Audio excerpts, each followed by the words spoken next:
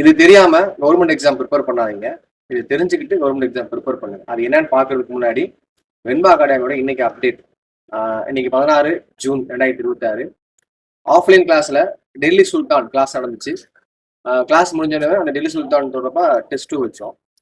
Online கிளாஸ்ல night இன்னைக்கு live கிளாஸ்ல வந்து தமிழ் சமுதாய வரலாறு அப்படின்ற டாபிக்ல அருள்கிருஷ்ணன் சார் இருப்பாரு. அதுக்கப்புறம் ரேண்டமா ஒரு 2 ஸ்டூடெண்ட் கால் பண்ணி டெஸ்ட் பேட்ச் ஆன்லைன் கிளாஸை பற்றியான ஃபீட்பேக் கேட்பேன். இதான் இன்னைக்கு அப்டேட். சரி, இப்போ நம்ம விஷயத்துக்கு வருவோம். பொதுவாக கவர்மெண்ட் எக்ஸாமை டிஎன்பிஎஸ்சி எடுத்துக்கங்க, டெட் எடுத்துக்கங்க, போலீஸ் எக்ஸாம், எஸ்சி எக்ஸாம் சராசரியா பார்த்தீங்கன்னா தமிழ்நாட்டில் ஒரு 15 - 20 லட்சம் பேர் வருஷம் எழுதுறாங்க. இது மிகப்பெரிய ஒரு போட்டி. இந்த போட்டியில நம்மளுக்கு ஒரு சின்ன வாய்ப்பு ஏதாவது கிடைக்குமா, சின்ன சின்ன வாய்ப்பை பயன்படுத்தி உள்ள போக முடியுமா அப்படின்னா அப்படிப்பட்ட ஒரு வாய்ப்பு தான் பிஎஸ்டிஎம் தமிழ் வழி சான்றிதழ்.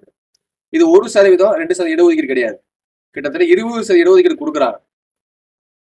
பள்ளியில இருந்து, அதாவது 1ஆம் வகுப்புல இருந்து 12ஆம் வகுப்பு கல்லூரி வரைக்கும் நீங்க தமிழ் வழியில படிச்சிருந்தீங்க அப்படின்னா இது மிகப்பெரிய ஒரு வாய்ப்பு. இது நீங்க உங்க கையில இருந்துச்சு அப்படின்னா இந்த போட்டி தேர்வுல உங்களுக்கு போட்டி ரொம்ப கம்மியா இருக்கும். எளிமையா நீங்க வேலைக்கு போறதுக்கு வாய்ப்பு இருக்கும். ஸோ இது இருக்கிறவங்க, அதாவது 1ஆவதுல இருந்து கல்லூரி வரைக்கும் இல்லை 12ஆம் வகுப்பு வரைக்கும் தமிழ் வழியில படிச்சிருக்க அப்படின்னா தயவு செய்த சர்டிஃபிகேட் என்ன பண்ணுங்க, வாங்கி வச்சுக்கிட்டு படிங்க. இது தொடர்பா பிஎஸ்சி தொடர்பா உங்களுக்கு ஏதாவது டவுட் சந்தேகம்னா கீழே நம்பர் இருக்கு, கால் பண்ணுங்க. அது தெளிவா உங்களுக்கு சொல்றேன். எப்படி வாங்கணுன்றத நம்ம பேசலாம்.